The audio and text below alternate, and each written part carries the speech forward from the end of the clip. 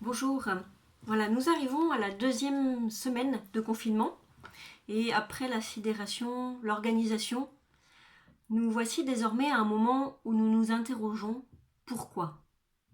Certains peuvent se demander si c'est une punition de la part de Dieu pour nos péchés, pour le manque de solidarité mondiale, pour avoir abusé de la planète par exemple.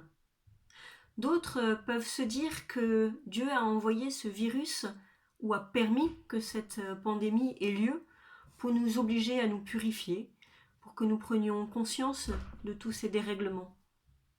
Nous voilà convoqués devant cette question du mal subi en cette période de crise profonde, humanitaire, sociale, économique, mais aussi spirituelle.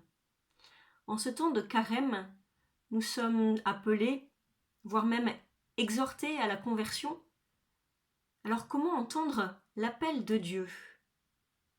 Cette question de la présence de Dieu face au mal, les générations précédentes se la sont déjà posées de manière très incisive lors de la Deuxième Guerre mondiale. Bien sûr, c'était une autre réalité, mais cette question a déjà été posée il y a plus de 2000 ans par l'histoire de Job. S'il est atteint du mal, c'est qu'il a péché, ou en tout cas qu'il y a une bonne raison pour Dieu de lui faire vivre cela, pour son bien. Cette question, nous la retrouvons aussi parmi les disciples eux-mêmes, qui la posent à Jésus.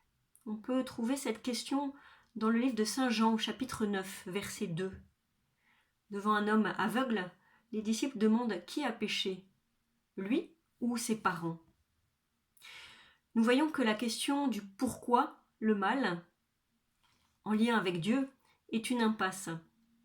En effet, Dieu n'est pas venu répondre à la question du mal, même si on aimerait bien, mais il est venu habiter notre monde pour y être présent et transformer le mal pour y permettre des chemins de vie. En effet, comprendre le mal en lien avec un Dieu bon et tout-puissant, ce qu'il faut pour nous garder, bien sûr, voilà, garder cette question nous ramène à l'image que nous avons de Dieu, à ce que nous attendons de lui. Du temps de Jésus, l'enjeu était bien celui-là. Voilà. Qui est-il, ce Jésus de Nazareth ? C'est une des raisons pour laquelle Jésus est mort.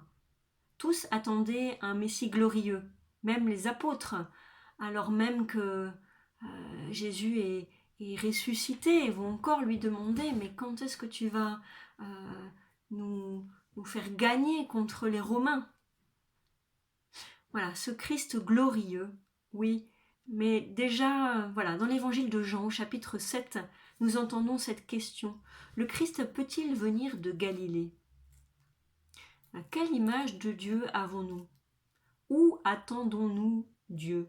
Comment est-ce que nous attendons qu'il se manifeste ? En ce temps de carême, nous ne cessons d'entendre l'appel à être des enfants de lumière, à choisir la vie avec le Christ, à choisir la vie de Dieu.